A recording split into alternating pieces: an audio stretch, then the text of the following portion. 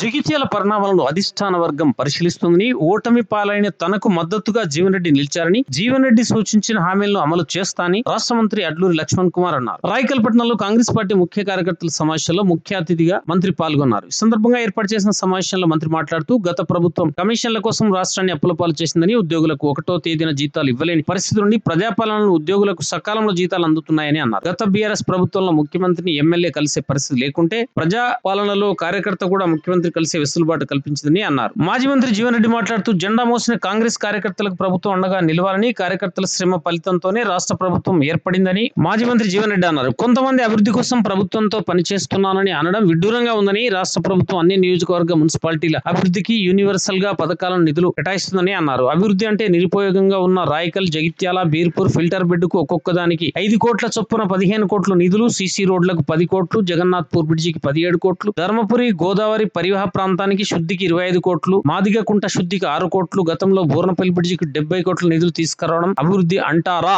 అన్నారు. విద్యకు ప్రాధాన్యం ఇస్తూ యంగ్ ఇండియా ఇంటిగ్రేటెడ్ స్కూల్ రాష్ట్ర వ్యాప్తంగా 100 అనుమతి ఇచ్చారని, మనకు కూడా వచ్చిందని అన్నారు.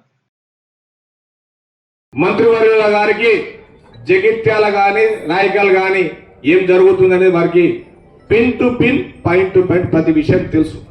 వారు కూడా నిర్ణయం తీసుకున్నారు, పాత కాంగ్రెస్ పార్టీ కార్యకర్తలకే టికెట్లు ఇప్పించాలని అందన్న ఎట్టి పరిస్థితుల్లో వాళ్ళ కొరకే ప్రయత్నం చేయాలని అందన్న అంటే, సార్ మీరు ఏ చెప్తా చేస్తా సార్, మా పెద్ద మనిషికి అంటే మన పెద్ద మనిషి అంటే మా నాయకునికి, మన జీవన్ రెడ్డి గారి నాయకునికి ప్రతి విషయం నేను చెప్తాను సార్, మీరు ఏం చెప్తా చేస్తాను సార్ అని చెప్పడం జరిగింది. వారు ఈ నియోజకవర్గ పరిస్థితిని బట్టి ప్రతికూల అనుకూల పరిస్థితులను అధ్వానం చేసుకొని వారు అధిష్టాన దృష్టికి ప్రతి విషయాన్ని ఎప్పటికప్పుడు అధిష్టాన దృష్టికి తీసుకుపోతుండ్రు. వారు కష్టపడుతుండ్రు. కాంగ్రెస్ పార్టీ ముఖ్య కార్యకర్తలు 2018 కంటే ముందున్న కాంగ్రెస్ పార్టీకి టికెట్ రావాలని వారు ఎంత ప్రయత్నం చేస్తుండ్రో నేను దగ్గరుండి చూస్తున్నా. సరే, రకరకాల కామెంట్స్ వస్తాయి, రావని నేను అనట్లేదు. కానీ మేము కాంగ్రెస్ పార్టీ కార్యకర్తల కొరకు నేను గత 40 సంవత్సరాలు కరువుగట్ట కాంగ్రెస్ వారు జీవన్ రెడ్డి నాయకత్వం పనిచేసిన అట్లాంటి నాయకులకు, కార్యకర్తలకే టికెట్లు రావాలని సభాముఖంగా కోరుకుంటున్నాను మంత్రి గారిని.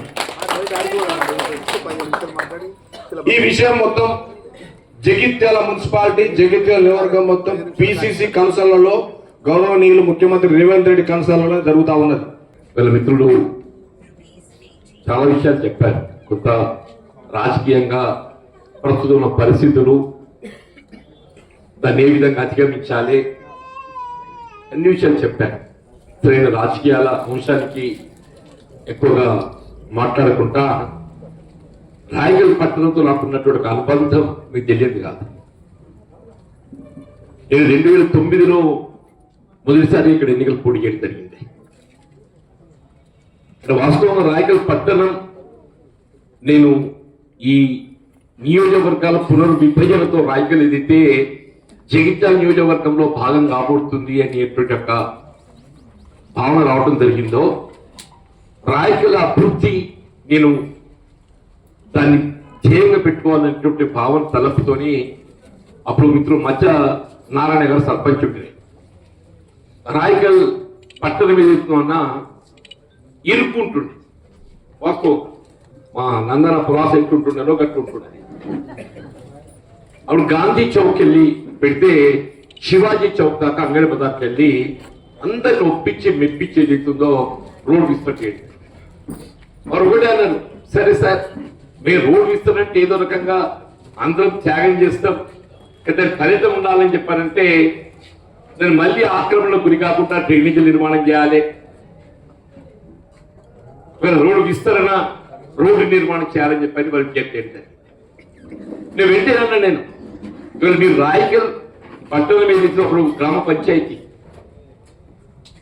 మీరు విస్తరణ సంబంధించి, ఎందుకంటే ఇది ఇంటర్లింక్, మీరు మల్లాపూర్కి వెళ్ళి కానీ ఇటు మన మైతాపూర్, కొరుట్ల ఇటు పోయడానికి ఇది ఇదే.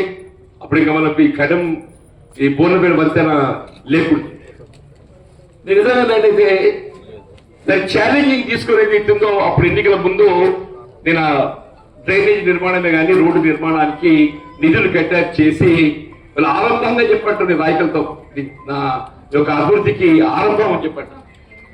లక్ష్మణకు నాకు ఏదైతుందో వీళ్ళకి ఎవరు వారు ఎమ్మెల్యే మరి వారు నేను పొత్తుకున్నా వాళ్ళ ధర్మం పట్టణాన్ని మంచినీళ్ళే కానీ మా బీర్పూర్ కానీ ఏదైతుందో త్రాగుని ఏదైతుందో మన రోలవా కింద ఉండే ఫిల్టర్ పెడుతున్నాం.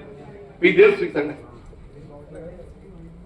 దానికోసం 5 కోట్ల మంది మన అన్న పోరాస్తుంది ఆడ 5 కోట్ల మంది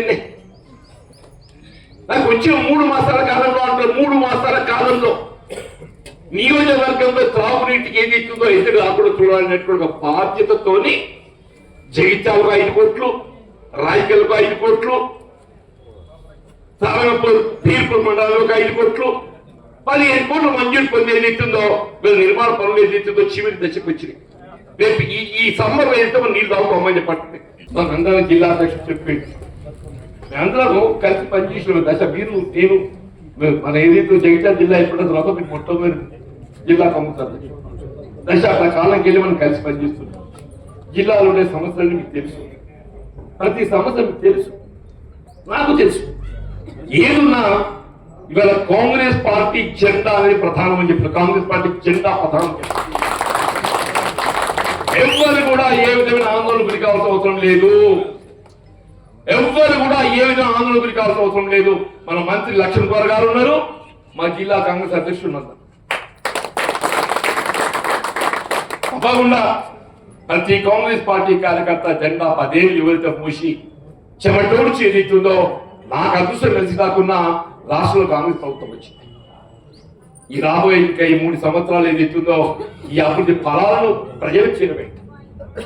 ప్రజల మన్ననలు పొందట మన బాధ్యత భావించే అందరం కలిసి గట్టిగా కృషి చేయాలని చెప్పని నేను కోరుతున్నా.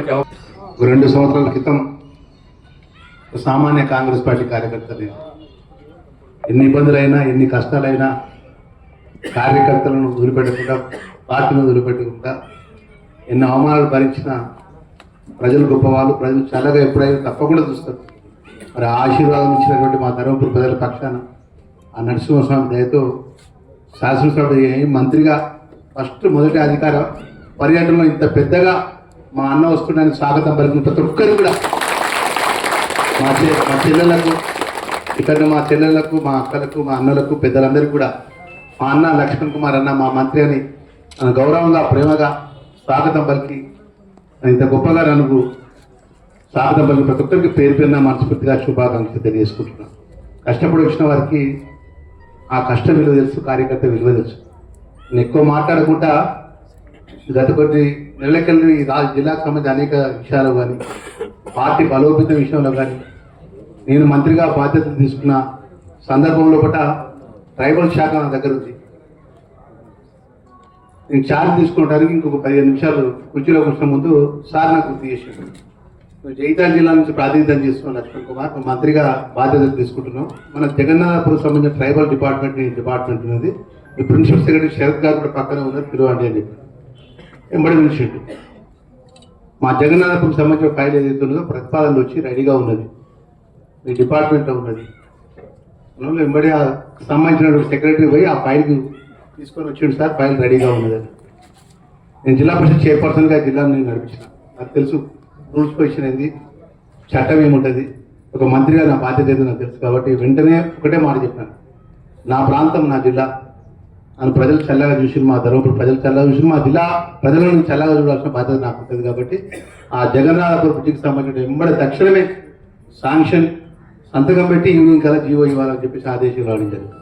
100% జగిత్యాల జిల్లాకు సంబంధించిన అనేక సమస్యల విషయంలో పడ్డ బాధ్యత మంత్రిగా మన ప్రభుత్వం దృష్టికి తీసుకెళ్తానన్న విషయాన్ని ముఖ్యంగా నేను మనవి చేసుకుంటూ, ఎందుకంటే మా మిత్రులందరూ ఇక్కడ ఉన్నటువంటి చాలా మంది మిత్రులు వ్యక్తిగతంగా నాకు తెలుసు, కొన్ని విషయాలు బాధపడకుండా మాట్లాడతారు.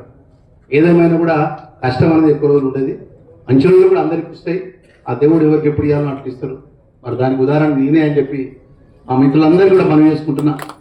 దయచేసి మా పార్టీకే మిత్రులు కూడా మరి అన్ని విధాలు కూడా రాష్ట్ర ప్రభుత్వం గౌరవ ముఖ్యమంత్రి గారి నేతృత్వంలో కూడా జిల్లా మంత్రిగా అన్ని విధాలు కూడా మీకు అందుబాటులో ఉంటారన్న విషయాన్ని మనవి చేసుకుంటూ, మరొకసారి మా మిత్రులందరూ కూడా ఇంత పెద్ద ఎత్తున ప్రేమతో నాకు స్వాగతం పలికిన మిత్రులందరూ కూడా మనస్ఫూర్తిగా ధన్యవాదాలు, మనస్ఫూర్తిగా నమస్కారం తెలియజేసుకుంటూ, రామాజపేట బతుకమ్మ పూర్తి చేయాలనుకుంటే తప్పకుండా ఏది ఉన్నా కూడా బ్రిడ్జికి సంబంధించిన ఏ విషయం ఉన్నా కూడా తప్పకుండా బాధ్యతగా 100% మీరు చెప్పిన ప్రతిపాదన ఏదైనా కూడా ప్రభుత్వం ద్వారా నిద్రిపించే విషయంలో కూడా నా ప్రయత్నం చేస్తానని చెప్పి థ్యాంక్ యూ.